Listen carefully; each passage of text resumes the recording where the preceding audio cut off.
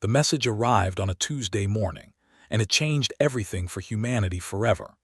Admiral Richard Hayes was drinking his coffee on the observation deck of Orbital Station Liberty when the alarm sounded. It was not the normal kind of alarm that signaled equipment malfunctions or routine emergencies. This was the deep, resonating tone that meant something unprecedented had occurred, something that required immediate attention from the highest levels of human authority. Richard set down his coffee cup, the dark liquid still steaming in the recycled air of the station. He had been an admiral for 12 years, a military officer for 35, and he had learned to read situations quickly. The way junior officers were running through the corridors, the speed at which department heads were being summoned, the unusual silence on the communication channels. This was not a drill. He had been watching Earth rotate slowly beneath him, thinking about his daughter Kate, who was working at the hospital down there, treating patients with the dedication she had inherited from her mother. His son Paul was probably sitting in his college classroom at this moment, learning about the history of human expansion into space. Richard had spent the morning doing what he often did during quiet moments, appreciating the simple beauty of humanity's home world, wondering what challenges the future might bring. He had no idea that in the next few minutes, he would be faced with the greatest challenge in human history. The communication came from deep space, from a location far beyond anything humanity had ever explored. It originated from a point 30 light-years from Earth, transmitted through technology that made Earth's most advanced systems look primitive by comparison. The signal had traveled through quantum channels, arriving instantaneously rather than taking 30 years to cross the distance at light speed. It was a formal message, translated into perfect English by systems more sophisticated than anything Earth possessed. The Galactic Council was making first contact, and they were not interested in friendship or mutual exchange. They were delivering an ultimatum. Richard stood in the emergency meeting room surrounded by Earth's most important leaders. The room was designed for crisis management, with holographic displays covering every wall, communication systems linking them to every major government on Earth, and comfortable seats that nobody was using because everyone was too agitated to sit down. Politicians in expensive suits fidgeted with their tablets, reading and rereading the council's message as if the words might change. Military officers in crisp uniforms stood at attention, their training keeping them outwardly calm even as their minds raced through impossible tactical scenarios. Scientists with worried faces muttered to each other, discussing technologies they had only theorized about, trying to understand how aliens could transmit messages instantaneously across 30 light-years. Everyone was talking at once, their voices rising as panic set in, as the reality of the situation sank in. Humanity was not alone in the universe, and the neighbors they had just discovered were demanding submission. But Richard just stood there, separate from the chaos, reading the message again and again on his personal display, making sure he understood every word, every implication, every threat hidden in the diplomatic language. The Galactic Council had ruled the stars for 10,000 years. They controlled 1,000 different alien species across countless worlds scattered through a region of space so vast that Earth's entire explored territory was like a single grain of sand on a beach. They had technology that made Earth's best achievements look like stone tools. They had weapons that could destroy planets. They had ships that could cross the galaxy in weeks rather than centuries. And they had a simple rule for every new species that reached beyond their home planet. Submit to Council authority, accept their guidance and restrictions, surrender sovereignty in exchange for membership in galactic civilization, or be isolated forever, cut off from the rest of the universe, quarantined in your own solar system until time itself ended or you changed your mind. Earth had 72 hours to decide. Senator Linda Morrison was the first person to ask the question everyone was thinking. She was a small woman in her 60s with gray hair pulled back in a tight bun and sharp eyes that had seen too many political battles over her 4 decades in government. She had built her career on being pragmatic, on finding workable compromises, on understanding when to fight, and when to accept reality. But her voice shook slightly as she asked the question that terrified everyone in the room. What happens if we say no? She asked, her voice steady despite the fear in her eyes, despite the way her hands gripped the edge of the conference table. Richard looked up from the message display, meeting her gaze directly. They will blockade our entire solar system. Nothing gets in, nothing gets out. No ships, no communications, no trade. They will station vessels at every possible exit point from our star system. They will cut us off from the rest of the galaxy until we have no choice but to surrender. They will wait for years if they have to. Wait until our resources run low, until our expansion stops, until our people get desperate, until the pressure becomes unbearable and we beg them to let us submit to their terms. He paused, letting the implication sink in. They've done this before, 17 times in the last 1,000 years, according to the information they included in their message. 17 species that initially refused to join the council. All 17 eventually surrendered. The longest holdout lasted 43 years before giving in. The shortest lasted 6 months. None of them ever successfully defied the council. The room exploded with arguments. Some people wanted to surrender immediately. Why fight a battle we cannot win? Others demanded resistance. We didn't fight our way to the stars just to bow to aliens. Richard let them argue, his mind already working through the possibilities, calculating the odds, planning for a war that seemed impossible to win. Commander Lisa Grant moved to stand beside him. She had served under Richard for 15 years, through the Mars Rebellion when colonists tried to break away from Earth, through the Belt Wars when miners fought over asteroid resources. She knew him better than almost anyone. She could read his silences, understand what he was thinking even when he said nothing. You already know what you're going to recommend, Lisa said quietly, so only Richard could hear. Richard nodded slowly. The council thinks we're like all the other species they've conquered, young and scared and desperate to join their galactic civilization. They think we'll see their ships and their weapons and immediately surrender out of fear. They think we're reasonable. And are we? Lisa asked. Richard finally turned away from the window to face her. The council doesn't understand what they're threatening. Humans didn't crawl out of Earth's gravity well because someone told us it was safe. We did it because we refused to accept limits. We did it because exploring is in our nature, because pushing forward into the unknown is what makes us human. He walked to the center of the room and the arguing voices gradually fell silent. Everyone turned to look at him, waiting for the Admiral to speak, hoping he had answers they could accept. I know what you're all thinking, Richard said, his voice calm and clear, cutting through the noise like a knife. You're thinking this is insane.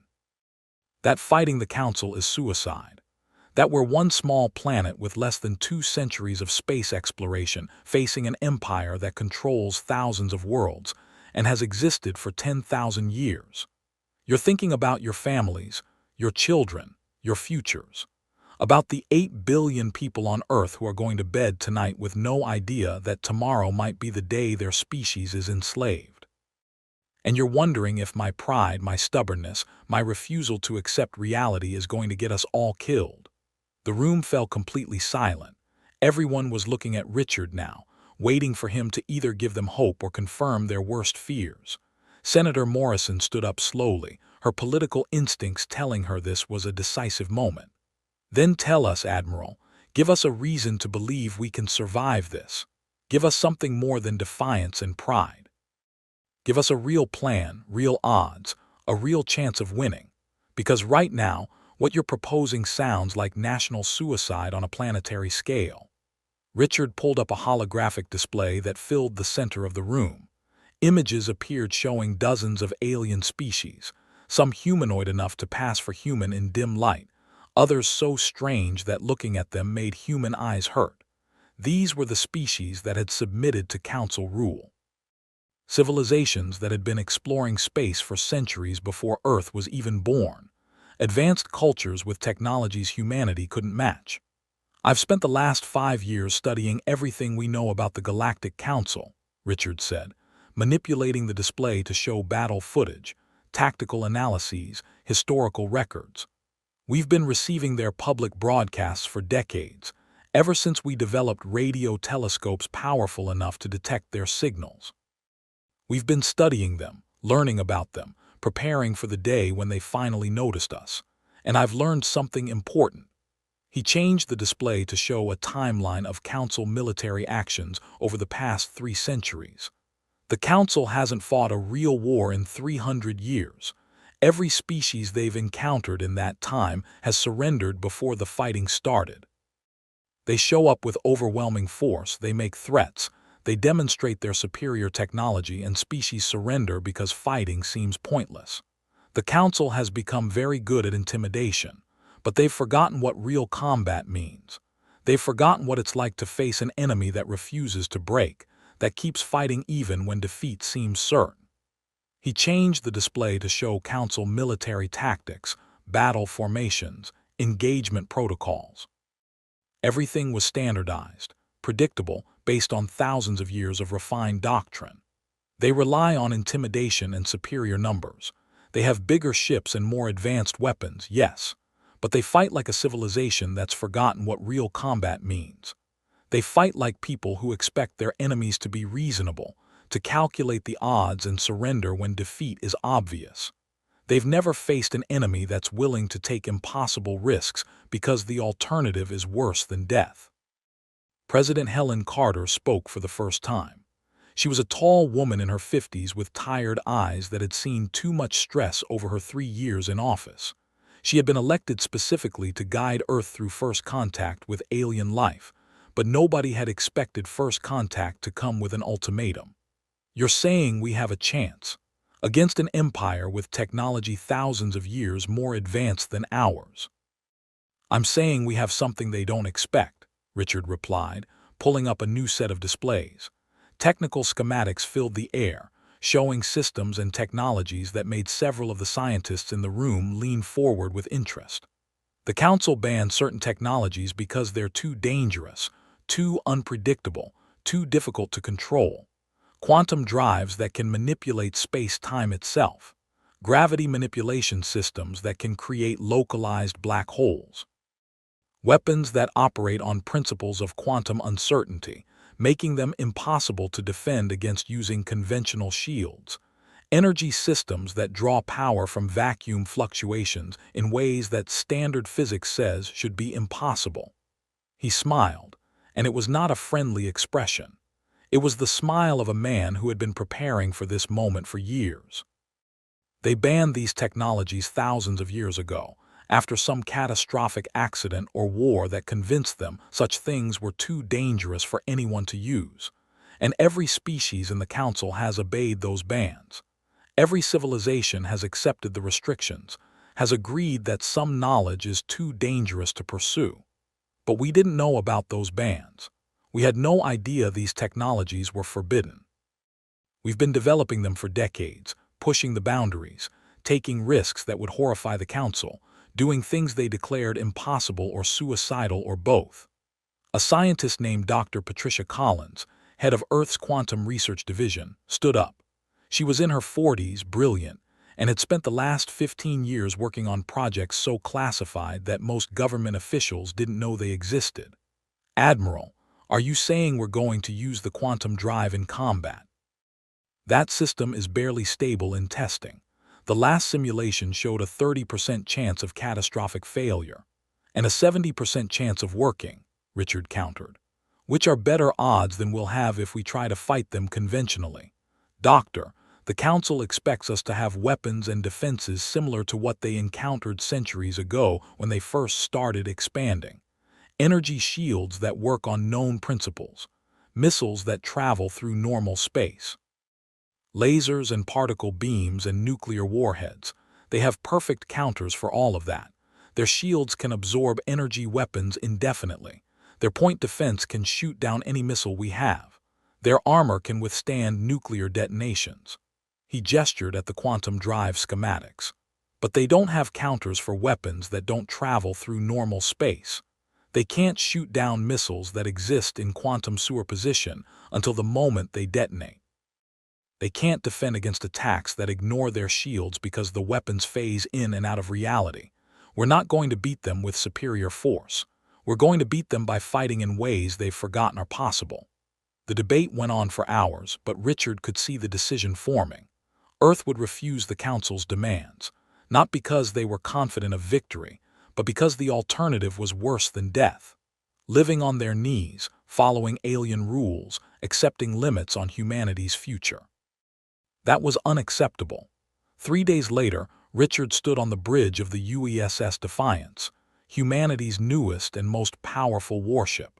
The bridge was a masterpiece of human engineering, a circular command center filled with holographic displays that showed every system status, every tactical sensor reading, every piece of information a commander might need. The crew worked at their stations with quiet efficiency, their training keeping them calm despite the knowledge that they were about to face an enemy no human had ever fought before.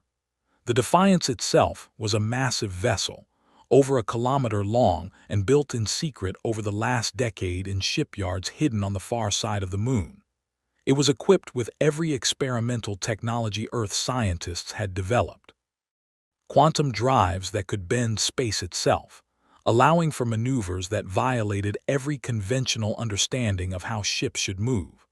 Gravity weapons that could manipulate one of the fundamental forces of the universe, crushing enemy vessels like tin cans, or ripping them apart with tidal forces.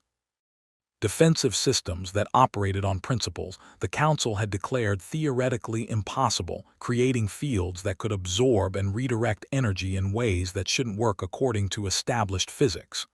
Richard had overseen every aspect of the Defiance's construction. He had worked with the engineers, consulted with the scientists, trained with the crew. This ship was humanity's best hope, and everyone aboard knew it. They also knew they might not survive the day. Admiral, sensors are detecting the Council fleet, Lisa reported from her station. They're entering the solar system now. The main view screen activated, showing the approaching enemy. 200 ships, each one larger than anything humanity had ever built. They moved in perfect formation, a demonstration of power designed to break Earth's will before a single shot was fired. Richard had to admit it was impressive. The Council knew how to put on a show. All ships report ready, Admiral, Lisa reported from her station, her voice professional despite the tension everyone felt. 63 vessels total across the fleet. All captains are waiting for your orders. All systems are showing green across the board. All crew members are at battle stations. Richard looked at the tactical display showing humanity's fleet. 63 ships against 200. On paper, these were impossible odds. The Council fleet had more ships, larger ships, ships with weapons that had been tested in hundreds of engagements. Earth's fleet was smaller, many vessels were experimental, and none of them had ever been in real combat. In any conventional battle, by any reasonable calculation, these odds meant certain and rapid defeat. Military doctrine said humanity should surrender immediately. Common sense said fighting was insane, but this was not going to be a conventional battle. Humans had never been very good at accepting what was reasonable. Open a channel to all ships, Richard commanded. Fleet-wide communication. Channel open, sir. Richard took a deep breath. This was the moment. The words he spoke now would be remembered forever, one way or another. This is Admiral Richard Hayes to all vessels of the human fleet. In a few minutes, we're going to engage an enemy that believes we're primitives. They think we're children who don't understand how the galaxy works. They think their superior numbers and advanced technology make victory inevitable. They think fear will make us surrender. He paused, letting his words sink in. On ships throughout the fleet, crews listened to their admiral's voice, drawing strength from his certainty. They're wrong, not because we're stronger or smarter, but because they've forgotten something fundamental about survival in a hostile universe. Every species in the Galactic Council earned their place through submission. They saw the Council's power and they bent the knee. They accepted limits on their technology, their expansion, their freedom. They chose safety over sovereignty. Richard pulled up the tactical display, studying the Council fleet's formation. They were moving slowly, arrogantly, confident that Earth would see their power and surrender at the last moment. But humanity has never been good at accepting what others tell us is impossible. Our ancestors looked at the sky and decided to fly. We looked at the ocean floor and decided to explore it. We looked at the moon and decided to walk on it. Every time someone told us something couldn't be done, we did it anyway. He could see the council fleet adjusting their formation, preparing for what they expected to be a short, one-sided battle. Today the galaxy tells us to stop, to accept our place, to bow to the will of species that have ruled for 10,000 years. So I ask you, crew members of Earth's fleet, when has humanity ever accepted someone else's definition of our limits? When have we ever chosen safety over freedom? The communication channel came alive with responses. Voices from every ship, captains and crew members all affirming their commitment. Richard felt a surge of pride. These people knew the odds. They understood they might die today, but they chose to fight anyway. Today we send the galaxy a message, Richard continued. Not with words, but with action. Today the Council learns what it means to threaten a species that refuses to break. All ships engage at will, show them what humanity is made of. The Defiance surged forward, its quantum drives bending space in ways that made Council sensors scream warnings. Behind it, 62 other ships accelerated to attack speed. The Black Armada was going to war. The battle began exactly as the Council expected. Their ships opened fire with devastating precision, energy beams designed to overwhelm defensive shields through sheer power, missiles that could track targets across millions of kilometers, weapons refined over thousands of years of galactic dominance. It should have been a slaughter, but Richard hadn't planned to fight their way. Execute dispersal pattern Omega, he commanded. The human fleet broke apart, every ship accelerating on a different vector. To the Council commanders, it looked like panic. Like Earth's forces were scattering in fear, abandoning formation, making themselves easy targets. But this was exactly what Richard wanted them to think. Captain Aaron Bell commanded the strike cruiser Relentless, a fast attack ship equipped with humanity's most experimental systems. As Council vessels turned to target his ship, Aaron activated the quantum shroud. The Relentless vanished from every sensor system the Council possessed. It was still there, still real, but existing in a state of quantum uncertainty that made it impossible to target conventionally. Aaron guided his ship through the enemy formation, slipping between Council vessels that couldn't see him coming.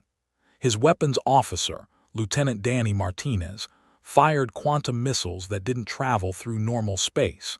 They existed in probability states, appearing inside enemy ships without ever crossing the distance between. Council shields, designed to stop conventional weapons, were useless. 3 Council destroyers exploded in rapid succession, their crews never understanding what had killed them. Commander Danny Wright piloted the destroyer Vengeance through a gap in the enemy formation. His ship was smaller, faster, equipped with drives that could accelerate beyond anything the Council had ever built. The inertial forces should have liquefied his crew, but Earth's scientists had solved that problem. Dampening fields that bent the laws of physics, that protected human bodies from accelerations that would turn them into paste. Danny executed maneuvers that violated every principle of safe spaceflight the Council had established. He flew his ship like it was a fighter jet rather than a massive warship, spinning and diving and accelerating in ways that no Council pilot would ever attempt. Council targeting systems couldn't track him. Their weapons fired at where Vengeance had been, not where it was going. Danny's gunner, Sarah Kent, fired gravity weapons that didn't damage ships so much as crush them. Localized fields that increased gravitational force by factors of 10,000, collapsing Council vessels like crushed aluminum cans. Ships that had armor designed to withstand nuclear weapons crumpled like paper under impossible gravitational stress. All across the battlefield, humanity's ships revealed technologies the Council didn't know existed. Weapons that shouldn't work according to established physics.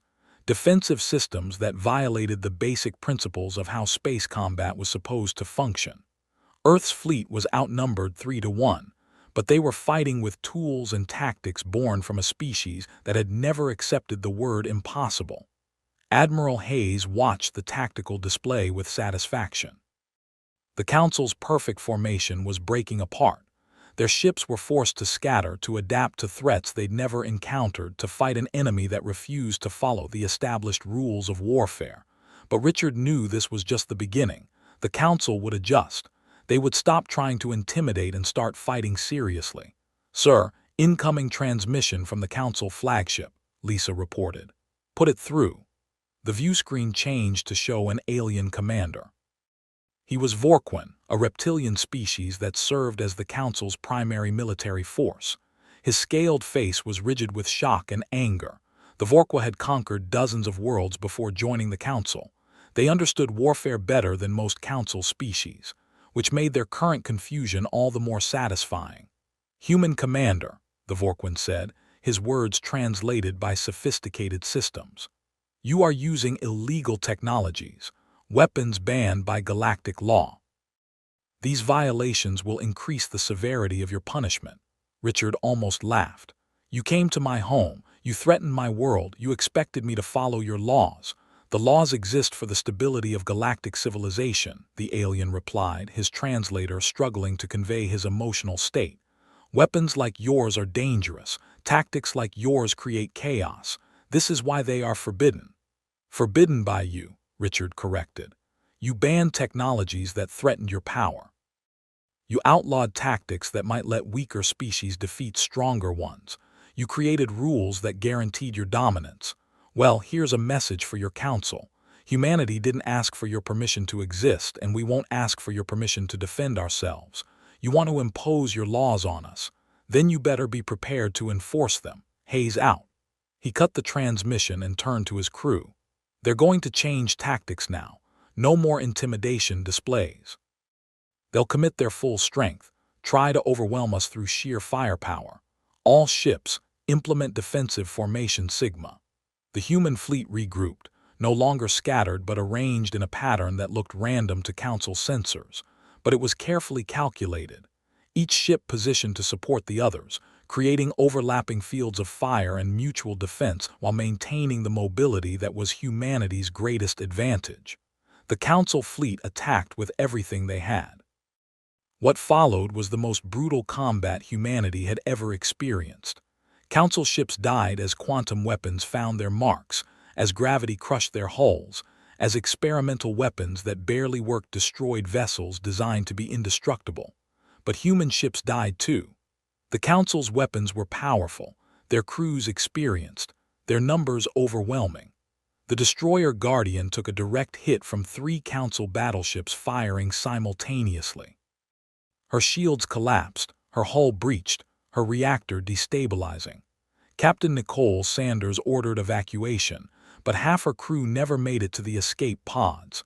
The Guardian exploded in a flash that was visible from Earth, taking 237 people with it. The cruiser Defender held off 5 Council vessels while damaged ships retreated to safety. Captain George Miller kept his ship in the fight even as systems failed, as crew members died, as his ship slowly came apart around him. He gave the fleet precious minutes to regroup, and then the Defender's reactor went critical. George and his entire crew became heroes, but they were still dead. Richard coordinated the battle from the Defiance's bridge, his tactical mind processing information faster than the Council's computer systems. He saw patterns in the chaos, opportunities in the destruction. He moved ships like chess pieces, sacrificing pawns to protect more valuable assets, gambling on unlikely tactics because conventional strategies would guarantee defeat. But he knew the numbers were against them. For every Council ship destroyed, humanity lost vessels they couldn't replace. The enemy had reserves, reinforcements, an entire galaxy's resources. Earth had only what they'd built in secret over the last decade. This was everything humanity had, and it was slowly being ground down. Captain Aaron Bell found himself surrounded by 3 Council destroyers. His quantum shroud had failed, his weapons were depleted, his shields barely functioning. In any reasonable engagement, surrender would be the smart choice. But Aaron had been raised on stories of human stubbornness, of refusing to quit even when defeat was certain. "All hands, this is the captain," Aaron announced over the ship-wide communication system. "Abandon ship immediately. Get to the escape pods, that's an order." His first officer, Commander Jake Morrison, stared at him in shock. "Sir, we can still fight. We can make a difference." "We will make a difference," Aaron said calmly, "but not by dying slowly. Get the crew to safety, Jake. That's my last order." As his crew evacuated, Aaron stayed on the bridge. He had one option left, one final move that could change the battle. He programmed the Relentless for a collision course with the Council command carrier, the massive vessel that was coordinating the enemy fleet. Then he activated every experimental system at once, overriding safety protocols, pushing the quantum drive beyond its design limits. The Relentless accelerated to speeds that should have been impossible. The quantum drive created a field of probability around the ship, making it exist in multiple places simultaneously, making it impossible to target or intercept. Council point defense systems fired desperately, but they were shooting at ghosts, at echoes, at quantum possibilities rather than physical reality. Aaron watched the command carrier grow larger on his view screen. He thought about his wife Mary waiting for him back on Earth, about his son Kevin who was only 7 years old. He thought about the millions of people on Earth who would never know his name but who would live in freedom because of what he did today. "For Earth," Aaron whispered. "For humanity. For everyone who refuses to bow." The Relentless struck the command carrier at near light speed, its quantum drive creating a temporary rupture in the fabric of spacetime. The explosion was visible from Mars, a new star burning briefly against the black of space, brilliant and terrible and final. When the light faded, the Council command carrier was gone. So were a dozen nearby vessels caught in the quantum shockwave. The Council fleet was in chaos, ships scattering without central coordination, commanders uncertain whether to continue fighting or withdraw to regroup. Admiral Richard Hayes watched the tactical display update, showing the massive gap in the enemy formation. This was the moment, the point where the battle could be won or lost based on a single decision. "All ships," Richard ordered, his voice carrying across the fleet. "The enemy is broken. Now we show them the price of threatening our home. All vessels advance. Hit them hard. Give them no time to recover." The Black Armada surged forward, and 62 ships became a hammer that smashed into the disorganized Council fleet. Human vessels that had been fighting defensively suddenly went on the attack, targeting command ships, destroying communication relays, spreading fear and confusion through an enemy that had expected an easy victory. The Council broke. Ships that had been advancing suddenly reversed course. Vessels that had fought confidently moments before now fled desperately.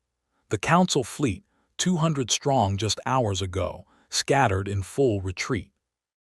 Some ships tried to maintain formation, to rally for a counterattack, but humanity's weapons found them. Quantum missiles that appeared inside their shields, gravity weapons that crushed their hulls, kinetic projectiles accelerated to relativistic speeds. The pursuit lasted 18 hours.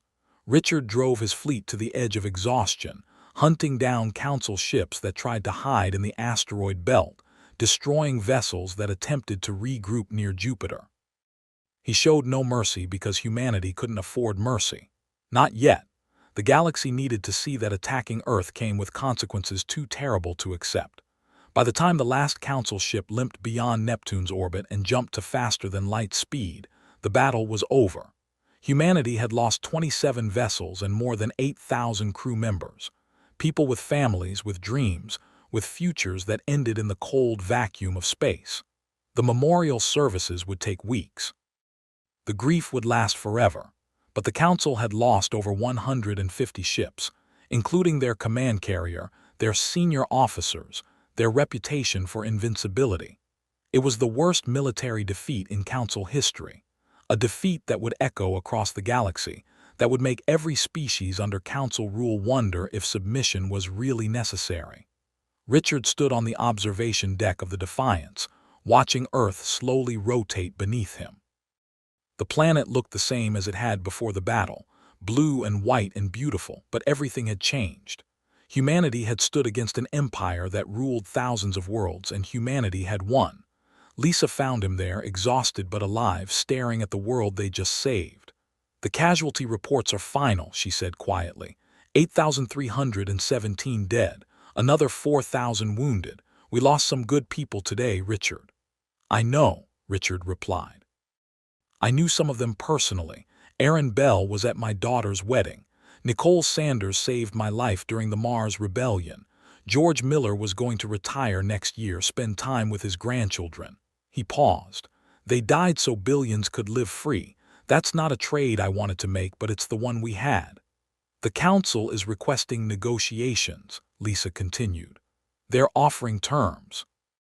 Recognition of sovereignty, full membership status, no restrictions on our technology or expansion. Richard turned to look at her. What do they want in return? Our quantum drive technology. They want to study it, understand how we achieved what they thought was impossible. And if we give it to them, they'll figure out how to counter it, Richard said.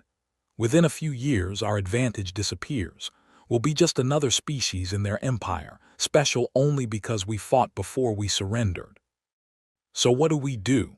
Richard looked back at Earth, thinking about his daughter and son down there, about the billions of people who had no idea how close they'd come to slavery. He thought about the species across the galaxy living under council rule, told what they could discover, where they could expand, what limits they had to accept. We change everything, Richard said. The council maintains power through monopoly. They control the technology, the trade routes, the rules. Every species that joins them becomes dependent, but we just proved their system isn't the only way. There are other paths, other possibilities. He pulled up a star map on his personal display, showing the known galaxy. Council space dominated the core, but the outer regions remained independent. Species too remote or too stubborn to submit. Civilizations that lived in isolation rather than accept council authority. We offer them an alternative, Richard continued. We share our technology with species that want to be free. We build alliances based on mutual benefit rather than submission. We show the galaxy that the Council's way isn't the only way. Lisa stared at him. You're talking about starting a revolution. The Council won't accept that. They'll come back with more ships, more weapons. Then we'll fight them again, Richard said simply. And we'll keep fighting until they understand that humanity cannot be conquered. That some species would rather die free than live as subjects. The galaxy is going to change, Lisa, because we refuse to accept the way things are. He turned away from the window, already planning the next steps. There were allies to find, technologies to share, a revolution to start. The Battle of Earth was over, but the war for humanity's future was just beginning. Far away, on the Council capital world, Coordinator Esh reviewed the battle reports with growing concern. The ancient Vorquin had ruled the Council for 3 centuries, maintaining peace through overwhelming force and carefully managed fear. But now a new species had emerged, one that didn't fear the Council's power, that refused to accept galactic order. Coordinator, the Military Council is requesting authorization for another offensive, an aide reported. They say with proper preparation and reinforcements, we can crush the humans. Esh was silent for a long time, his old eyes fixed on the casualty reports. 153 ships lost, thousands of crew members dead, the command carrier destroyed, decades of assumed invincibility shattered in a single day. No, Esh said finally. We tried overwhelming force and it failed. The humans are not like other species. They don't calculate odds and surrender when defeat seems certain. They fight anyway. That makes them dangerous in ways we didn't anticipate. Then what do? The aide asked. We adapt, Esh replied. The galaxy is changing. The humans have proven that our way is not the only way. Perhaps it's time we remembered why the Council was formed in the first place.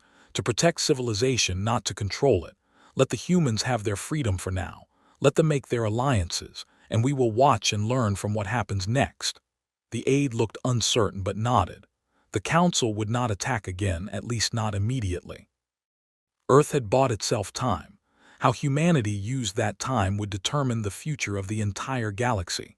Open a channel to all ships, Richard commanded, his voice carrying the authority of someone who had made his decision and would not waver. Channel open, sir. The battle had been raging for 6 hours when Captain Aaron Bell realized his ship was going to die. The Relentless had fought well, destroying 4 Council vessels and crippling 2 more. But now his quantum shroud was failing. sparking and flickering as damaged systems struggled to maintain the field that made his ship impossible to target. His weapons were depleted, the missile bays empty, the energy reserves too low to fire the main cannons more than once or twice. His shields were at 18% and dropping with each hit his ship took. 3 Council destroyers had surrounded the Relentless, circling like sharks around wounded prey. They were being cautious now, having learned that even a damaged human ship was dangerous. They fired carefully, systematically wearing down the shields, waiting for the inevitable moment when the Relentless would be defenseless. Then they would move in for the kill. Aaron stood on his bridge, watching the tactical display show his ship's situation with brutal honesty. Every system was in the red. Hull breaches on decks 4 through 7. Life support failing in the aft sections. The quantum drive was on the edge of critical failure, held together by the desperate work of his engineering crew. He had maybe 10 minutes before something vital gave out completely. His first officer, Commander Jake Morrison, looked at him with tired eyes. Jake was young, only 32, with a wife and 2 small children waiting for him back on Earth. He had been a good officer, brave and competent, exactly the kind of person who should survive this battle. But survival was looking less likely with each passing minute. "Sir, we could try to break through their formation," Jake suggested. "If we angle the shields forward and punch through at maximum acceleration, we might make it to friendly lines before they destroy us." Aaron considered it. The math was possible, unlikely but possible. They might survive. But then what? The Relentless was too damaged to continue fighting. They would limp back to the repair ships, spend the rest of the battle watching from a safe distance while other crews fought and died. And the 3 Council destroyers would turn their attention to other targets, would kill other human ships, would continue the battle with no consequences for what they had done. That was the reasonable choice, the smart choice, the choice that would save his crew and give them a chance to see their families again. Aaron had a wife too. Mary was probably watching news coverage right now, terrified and praying for his safety. His son Kevin was only 7 years old, too young to really understand what his father did, but old enough to be scared. Aaron thought about what Admiral Hayes had said before the battle, about how humanity refused to accept limits, refused to bow even when the odds were impossible. He thought about all the times in human history when people had faced certain defeat and fought anyway because some things were more important than survival. He made his decision. "All hands, this is the captain," Aaron announced over the ship-wide communication system. His voice was calm, steady, showing no fear even though his heart was pounding. "Abandon ship immediately. This is not a drill. All personnel proceed to the escape pods. You have 5 minutes to evacuate. Engineering, I need you to route all remaining power to the quantum drive and remove every safety protocol. Then get to the pods, that's an order." Jake stared at him in shock. "Sir, what are you doing?" "Something that matters," Aaron replied. "Something that will make a difference. Now get to a pod, Jake. Your kids need their father." "Not without you," Jake said firmly. "Whatever you're planning, we can do it together." Aaron shook his head. "Someone needs to pilot the ship. And someone needs to make sure the crew actually evacuates. I'm ordering you to save them, Commander. That's your mission now. Get them out. Tell them their captain was proud to serve with them. Tell them to win this war for all of us who don't make it home." Jake opened his mouth to argue, then closed it. He understood what Aaron was planning. He understood that no argument would change the captain's mind. So he did the only thing he could do. He saluted, crisp and formal, the way officers saluted heroes. "It's been an honor serving with you, sir." "The honor was mine," Aaron said, returning the salute. "Now go."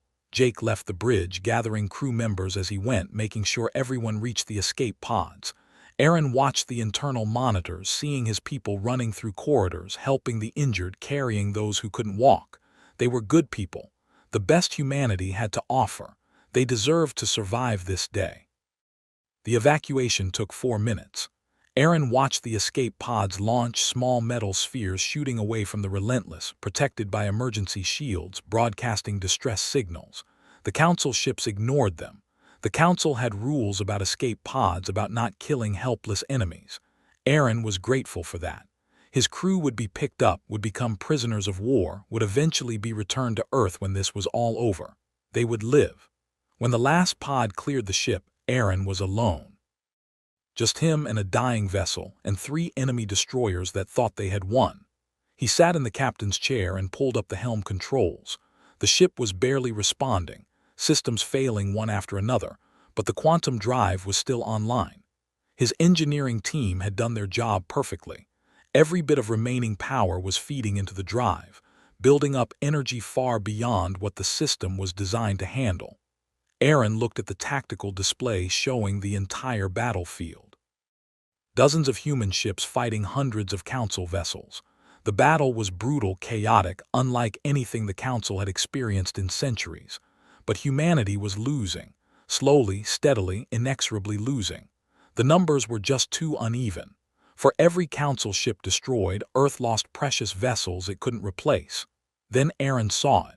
The Council command carrier, the massive vessel that was coordinating the entire enemy fleet.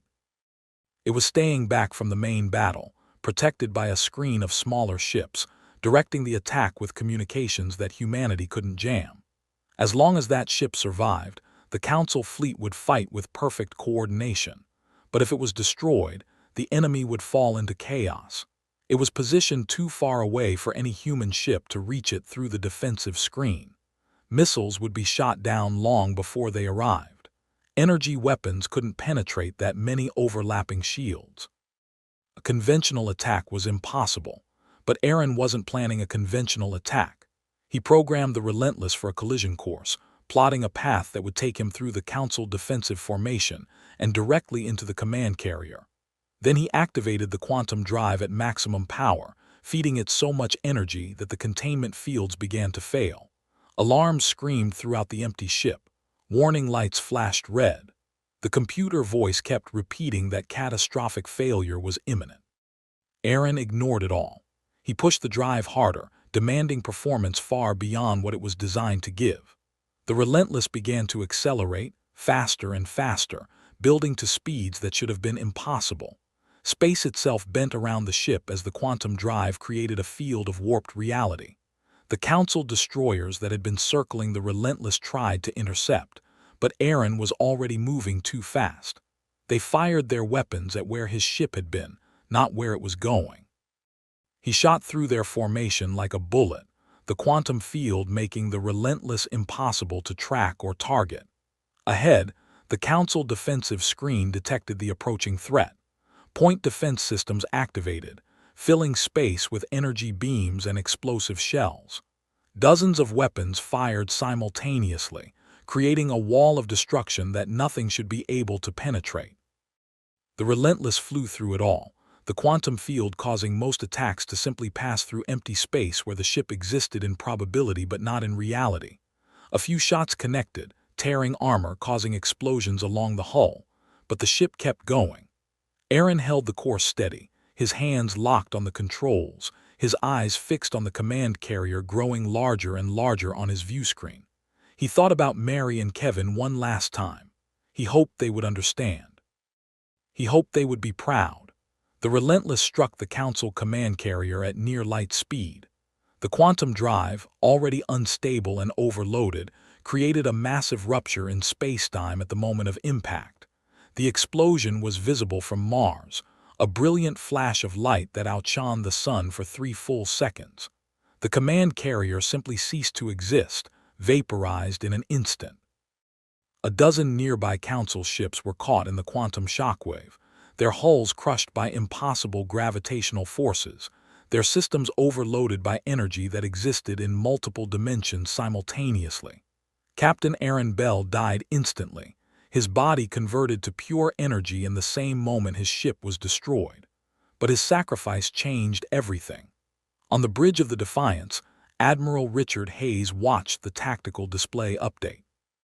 The command carrier's icon disappeared, along with the symbols for 13 other Council vessels. A massive gap appeared in the enemy formation, and more importantly, the perfect coordination that had characterized the Council fleet suddenly vanished. Without central command, individual Council ships began making their own decisions. Some tried to rally to form new formations to continue the attack. Others hesitated, unsure whether to advance or retreat. A few began pulling back immediately, their captains deciding that this battle was no longer worth the cost. The unified force that had threatened Earth was fragmenting into dozens of separate elements, each acting independently, each vulnerable. "All ships," Richard ordered, his voice carrying across the human fleet. "The enemy is broken. Press the attack. Hit them hard before they can reorganize. Show them what happens when they threaten our home." The Black Armada surged forward. Human vessels that had been fighting defensively suddenly went on the offensive, targeting command ships, destroying communication relays, spreading chaos through an enemy that was already reeling. Ships that had been barely surviving found new strength, their crews energized by the knowledge that victory was possible. Commander Lisa Grant was coordinating the assault from her station, directing ships to exploit gaps in the Council formation. "Admiral, multiple Council vessels are requesting surrender." "They're asking for terms." Richard considered for a moment. The humane thing would be to accept, to show mercy to beaten enemies. But humanity couldn't afford to be humane, not yet. They needed this victory to be so complete, so devastating, that the Council would never dare threaten Earth again. "Ignore all surrender requests," Richard ordered, his voice cold. "Any ship that wants to survive needs to retreat beyond Neptune's orbit. Any vessel that stays in the inner system is a valid target." "No exceptions." Lisa hesitated for just a second, then nodded. She understood the calculation even if it made her uncomfortable. This wasn't about cruelty. This was about survival, about making sure the Council understood that attacking Earth came with a price too terrible to pay. The battle became a pursuit. Council ships fled in disorder, their perfect formations shattered, their confidence destroyed. Some tried to fight as they retreated, turning to fire desperate shots at pursuing human vessels.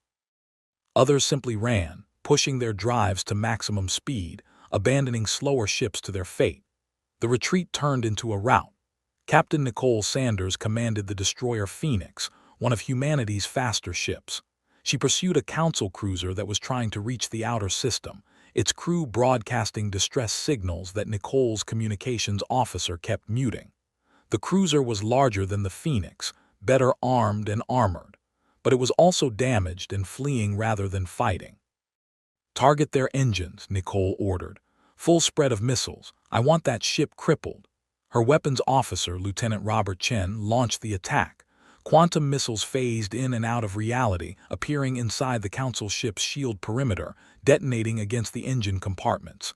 Explosions blossomed along the cruiser's stern. The ship shuddered, slowed, began to tumble as its propulsion systems failed. "They're dead in space, Captain," Robert reported. Still broadcasting surrender requests. Nicole felt a moment of sympathy for the alien crew trapped aboard that dying ship. They were just following orders, just doing their duty, probably didn't even want this war. But sympathy was a luxury Earth couldn't afford right now. "Fire the gravity cannon," Nicole commanded. "Full power." The Phoenix's main weapon created a localized gravitational field around the Council cruiser, increasing the force by factors of 10,000. The alien ship crumpled like paper, its hull collapsing, its structure unable to withstand the impossible stress. The cruiser folded in on itself, becoming a twisted ball of metal and bodies, until the gravity field finally released and the wreckage drifted in the cold vacuum. Nicole felt sick. This wasn't warfare. This was execution. But she pushed the feeling down, buried it deep where it couldn't interfere with her duty. There would be time for guilt later, after the war was won, after Earth was safe. The pursuit continued for 18 hours. Human ships hunted Council vessels throughout the solar system, destroying any that didn't retreat fast enough, driving them away from Earth with relentless aggression. By the time the last Council ship jumped to faster than light speed beyond Neptune's orbit, the battle was finally over. Earth had lost 27 ships and 8,317 crew members. People with names and families and futures that would never happen. Heroes who had given everything to protect a world that most of them would never see again. The memorial services would be broadcast across every human settlement. The names would be carved into monuments. The grief would last generations. But the Council had lost over 150 ships, thousands of alien crew members dead, their command carrier destroyed, their senior officers killed, their reputation for invincibility shattered. It was the worst military defeat in Council history, a defeat that would echo across the galaxy for centuries. Admiral Richard Hayes stood on the observation deck of the Defiance, watching Earth slowly rotate beneath him. The planet looked exactly the same as it had before the battle. Blue oceans, white clouds, brown continents. From this distance, it was impossible to see the cities where billions of people were celebrating, where impromptu parties had erupted in the streets, where strangers hugged each other and cried tears of relief and joy. Humanity had faced an impossible enemy and won. The species that had spent millennia conquering the galaxy had been stopped by a single world that refused to bow. Commander Lisa Grant found Richard standing alone, staring at the planet they had saved. She looked exhausted. Her uniform was stained with sweat and coffee. Her eyes were red from 18 hours of continuous duty. But she was smiling slightly, the first genuine smile Richard had seen from her in days. "The casualty reports are final," Lisa said quietly. 8,317 confirmed dead. Another 4,000 wounded, some seriously. We lost some really good people today: Richard, Aaron Bell, Nicole Sanders, George Miller, people you knew personally.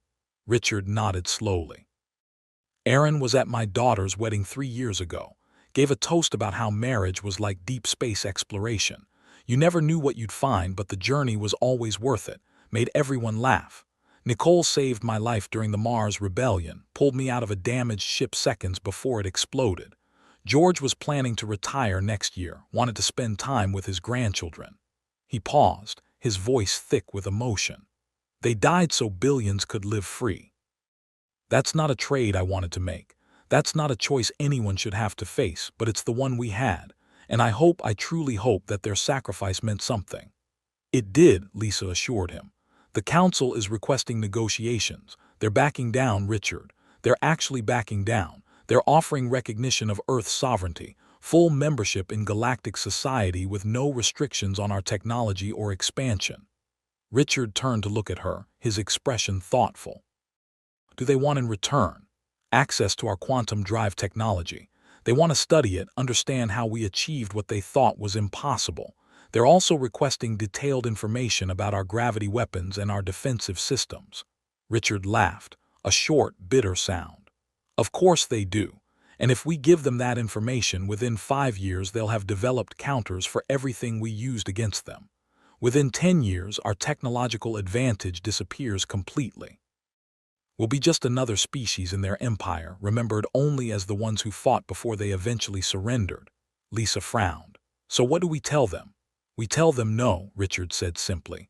"No sharing of technology, no restrictions on our expansion, no council oversight of our research. We'll agree to basic diplomatic relations, maybe some limited trade, but that's all. They want our quantum drives. They can develop their own. They had 10,000 years to figure it out. Not our problem if they ban the research instead." "They won't like that," Lisa warned. "They might see it as continued defiance. They might come back with a bigger fleet." "Then we'll fight them again," Richard said. "And we'll keep fighting until they understand that humanity cannot be conquered, cannot be controlled, cannot be forced to accept limits on our future. We're not joining their system, Lisa. We're creating our own." Over the next few days, messages began arriving from across the galaxy. Not just from the Council, but from dozens of other species. Some were curious, wanting to understand how Earth had defeated the seemingly invincible Council fleet.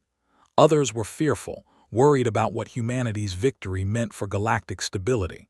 But a few messages were different. A few messages came from species that had chafed under Council rule for centuries, that had accepted restrictions on their freedom because they saw no alternative. The Terran were one such species. They were an avian race, evolved from predatory birds on a world with slightly lower gravity than Earth. They had developed space travel 300 years before humanity, had explored dozens of star systems, had been on the verge of becoming a major power when the Council arrived and demanded submission. The Terran had fought 3 defensive wars trying to maintain their independence before finally accepting Council membership, rather than face complete isolation. Their message was brief and carefully worded, but the meaning was clear. If humanity was offering an alternative to council rule, the Terran wanted to know more. President Helen Carter brought the message to Richard during one of the daily briefings at the White House. She looked less exhausted than she had during the battle, though the stress of the past week still showed in her face. "Admiral, we're receiving inquiries from over 30 different species. Some are just intelligence gathering, trying to understand our capabilities, but a few are serious. They're asking if we're willing to share our technology with other species, if we're creating some kind of alliance." Richard studied the data. The Terran weren't the only ones interested. The crystalline Vesk, whose mathematical abilities exceeded even the Council's but who lacked military strength. The aquatic Drell, who had fought the Council to a standstill in their ocean worlds before accepting membership rather than continue decades of warfare. The Chorus, machine intelligences whose very existence violated Council laws against artificial consciousness. "What do you think?" Helen asked. "Is this an opportunity or a trap?" "It's both," Richard replied. "If we start sharing technology with Council members, we're essentially starting a rebellion. The Council will see us as a threat to their entire system of control. They'll have to respond." Senator Linda Morrison, who had argued for surrender before the battle but who now supported Richard completely, spoke up. "But if we don't help these species, we're doing exactly what the Council does. Keeping technological advantages for ourselves, maintaining power through monopoly. Isn't that the system we just fought against?" Richard nodded slowly. "You're right. We fought for freedom, not just for ourselves, but as a principle. If we believe species should control their own destinies, then we need to act on that belief. We share our technology. We help others break free from Council control. We build a real alternative to their system." "You're talking about restructuring galactic politics," Helen said carefully. "The consequences could be catastrophic. We could trigger a galactic war. Or we could trigger a galactic awakening," Richard countered. 10,000 years, the Council has ruled through fear and control. They've stagnated, Lisa. They've created a civilization where advancement is carefully managed, where discovery is regulated, where entire species accept limits on their potential because they think there's no alternative. We just proved there is an alternative.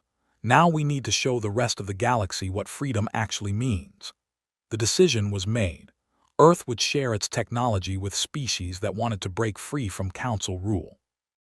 Not all of it, not immediately, but enough to give them real alternatives. Quantum drive technology for species that wanted to explore beyond Council-controlled space lanes.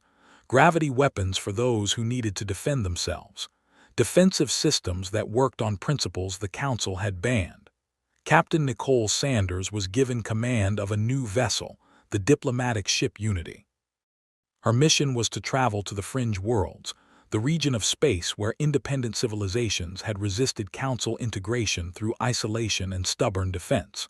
Her orders were simple: offer friendship, share knowledge, build alliances based on mutual benefit rather than submission.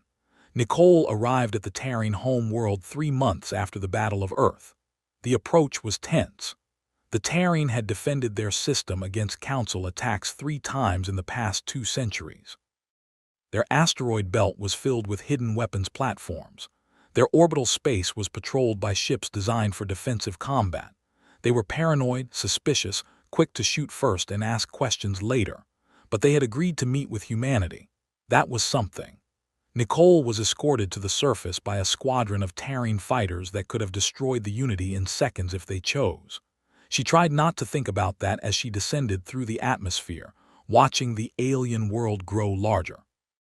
Terran cities looked strange to human eyes, built vertically rather than horizontally, taking advantage of their lower gravity and their species' ability to fly.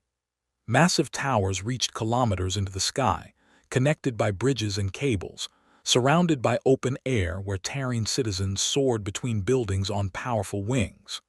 The High Council met her in a chamber open to the sky, where wind rushed through constantly, and the view showed the curve of the planet below. The Terran leaders were impressive creatures, each over 2 meters tall with wingspans twice that. Their feathers ranged from deep black to brilliant white, with patterns that indicated rank and accomplishment. Their eyes were large and bright, capable of seeing into ultraviolet wavelengths that humans couldn't detect. The leader introduced himself as Kresh, a scarred veteran who had commanded Terran forces in all three defensive wars against the Council. His left wing showed signs of old injuries, healed but permanently damaged. He studied Nicole with the intense focus of a predator evaluating potential prey. "You humans are either the bravest species in the galaxy or the most foolish," Kresh said through his translator device. The machine converted his high-pitched chirps and whistles into flat, emotionless English. "You defeated one Council fleet. They will send 10 more, 100 more if necessary. They cannot allow your defiance to stand." Nicole had prepared for this argument. She had known the Terran would be skeptical, would assume that Earth's victory was temporary, that the Council would eventually crush humanity through overwhelming numbers. "Then we'll defeat those fleets too, and we'd like your help doing it." She activated a holographic display showing Earth's quantum drive technology, the gravity manipulation systems, the weapons that had won the Battle of Earth. Technical specifications appeared in three-dimensional space, detailed enough for Terran engineers to understand the principles, but not so detailed that they could immediately replicate the technology. Kresh studied the display intently, his head tilting at angles that would have broken a human neck. His feathers rippled in patterns that Nicole's briefing materials suggested indicated excitement or intense interest. The other Council members moved closer, examining the holograms from different angles, chirping rapidly to each other in their native language. "You're sharing this," Kresh asked finally, "freely, without demanding submission or payment." "With allies, yes," Nicole replied. "The Council maintains power because they control advanced technology. They banned quantum research, gravity weapons, anything that might threaten their dominance. Then they enforced those bans on every species they conquered, proposing a different model, species working together, sharing knowledge, building collective strength rather than submitting to central authority." Kresh was silent for a long moment, his bright eyes fixed on Nicole. Then he spread his wings in a gesture Nicole would later learn was the Terran equivalent of a formal salute or acknowledgement of respect. "The Council has tried to cage us for 200 years. They claim it's for our own good, for galactic stability, for the protection of younger species. But we know the truth. They fear anyone they cannot control. They fear species strong enough to challenge their authority." He folded his wings and moved closer to the holographic display. "If you humans truly offer an alternative, if you're willing to help us break free from Council restrictions, then the Terran are with you. We'll share what we know. We'll contribute our defensive technologies, our combat experience, our understanding of how to resist Council aggression. Together, perhaps we can build something better than what the Council offers." Similar scenes played out across the fringe worlds over the following months. The crystalline Vesk, whose mathematical understanding exceeded anything the Council possessed but whose physical fragility made them militarily weak, joined the Alliance in exchange for defensive technology. The aquatic Drell, who had spent centuries fighting Council forces in the oceans of their world, contributed their expertise in three-dimensional combat and unconventional tactics. Even the Chorus, machine intelligences who existed in violation of Council law, found acceptance and protection within the growing alliance. 6 months after the Battle of Earth, Admiral Richard Hayes stood on the bridge of the Defiance, now the flagship of an armada that had grown to over 200 vessels. Ships from a dozen species flew in formation, each one bearing the mark of the Alliance, a black star on white background, representing light born from darkness, hope emerging from the void. They were approaching the Council's border defenses, not to attack but to demonstrate, to show the galaxy that the Council's absolute authority was over, that species had alternatives, that the old order was changing whether the Council accepted it or not. "All ships maintain formation," Richard commanded, watching the tactical display. The Council border fleet was ahead of them, a defensive line of vessels stationed at the boundary between Council-controlled space and the independent regions. There were 37 ships in the defensive line, each one positioned to intercept any unauthorized entry into Council territory. They were powerful vessels, heavily armed, designed to enforce the Council's authority against any species that tried to expand beyond their assigned territories. But Richard wasn't here to fight. Not today. Today was about sending a message. "Open a channel on all frequencies," Richard ordered. "I want every species in this sector to hear this. Every Council member, every independent civilization, everyone who's watching."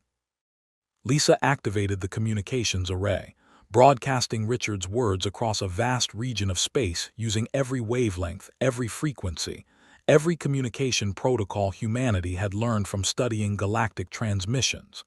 "Channel open, Admiral. You're broadcasting to approximately 200 different star systems." Richard took a breath and began speaking. "This is Admiral Richard Hayes of Earth, representing the Free Systems Alliance. We are here to demonstrate that the space beyond Council borders belongs to no one. That species have the right to explore, to expand, to pursue their own destinies, without asking permission from those who claim authority over the galaxy." He paused, letting his words be translated by the sophisticated systems that converted human speech into hundreds of alien languages simultaneously. "For 10,000 years, the Galactic Council has ruled through fear and control.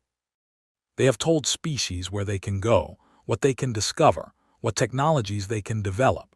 They have claimed that these restrictions are necessary for galactic stability, for the protection of younger species, for the prevention of catastrophic war." Richard pulled up displays showing the Alliance fleet, ships from multiple species flying in coordinated formation, demonstrating the strength that came from cooperation rather than submission. "But we offer a different vision. Species working together as equals, sharing knowledge freely, protecting each other through mutual defense rather than enforced peace. We don't claim authority over anyone. We don't demand submission. We simply offer an alternative to those who want it."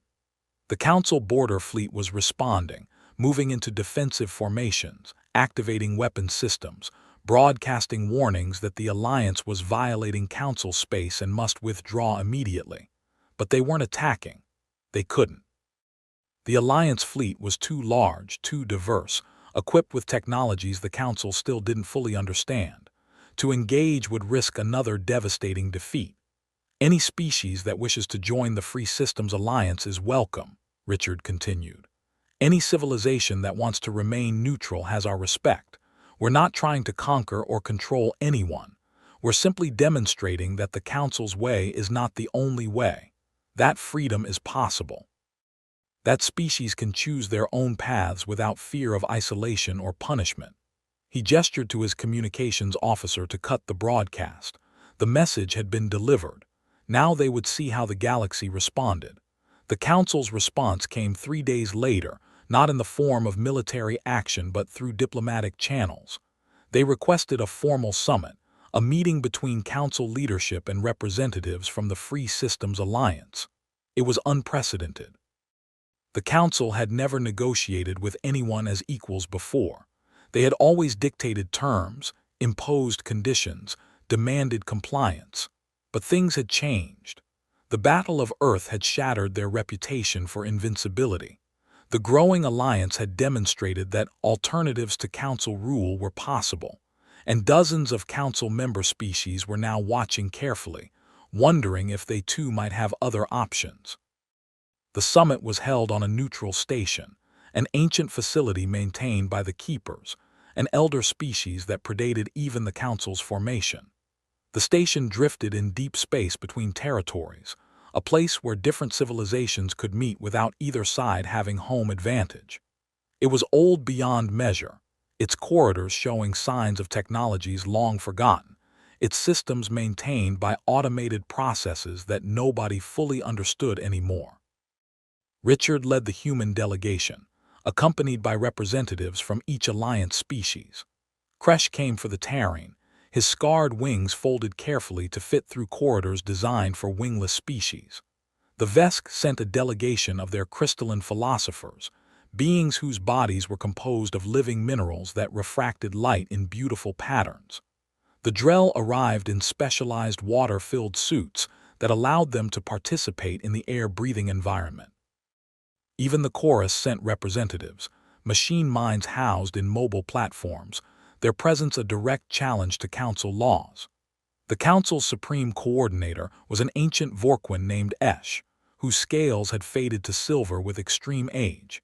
He had ruled the council for 300 years, overseeing an era of unprecedented peace and stability.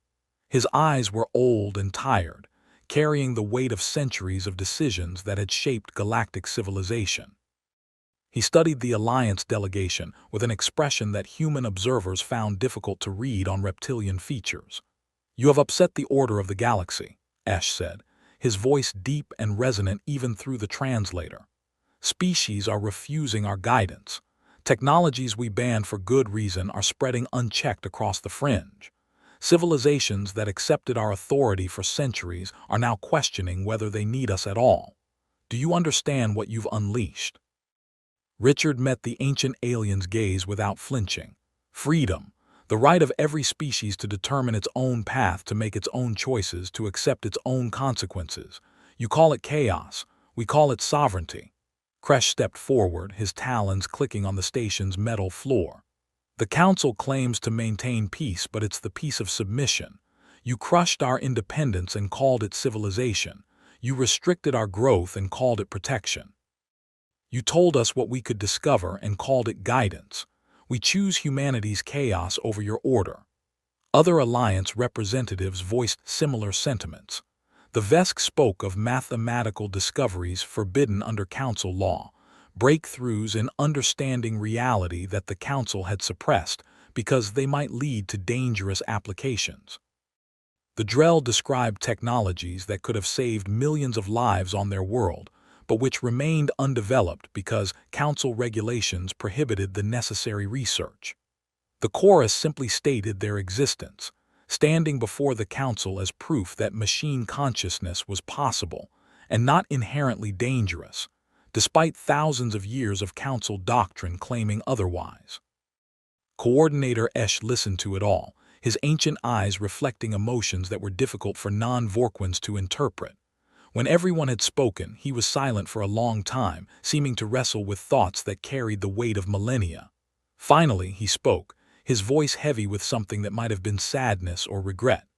"You believe we are tyrants, oppressors. Perhaps from your perspective we are, but the Council was formed for a reason, and it was not conquest or control. 10,000 years ago, the galaxy was drowning in war. Species weaponizing technologies they didn't fully understand. Quantum experiments that collapsed entire star systems, killing billions.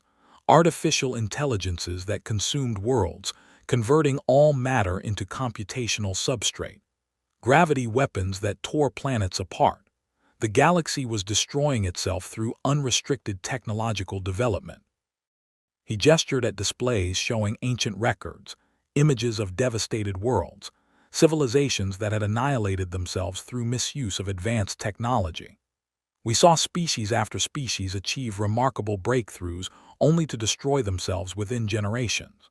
We watched civilizations master quantum physics only to trigger vacuum collapse that destroyed their home systems. We observed artificial intelligences that started as tools and became extinction-level threats within decades. The chaos killed trillions." Esh fixed his gaze on Richard. "So we imposed order. We established rules, created restrictions, banned technologies that had proven too dangerous for developing species to handle safely. We enforced these rules because without them, we believed the galaxy would return to the chaos that nearly destroyed all advanced life. Perhaps we became too controlling. Perhaps our caution became paranoia. But our intentions were to preserve, not to dominate." "And what happens when one of your Alliance species creates a weapon that destroys a solar system?" Esh asked, directing the question at Richard specifically. "When unrestricted AI development leads to another machine war, when quantum experimentation tears holes in reality itself, what will you do when the freedom you champion leads to catastrophe?" Richard considered his response carefully. This was the fundamental question, the core disagreement that couldn't be resolved through simple debate. "Then we'll deal with it,"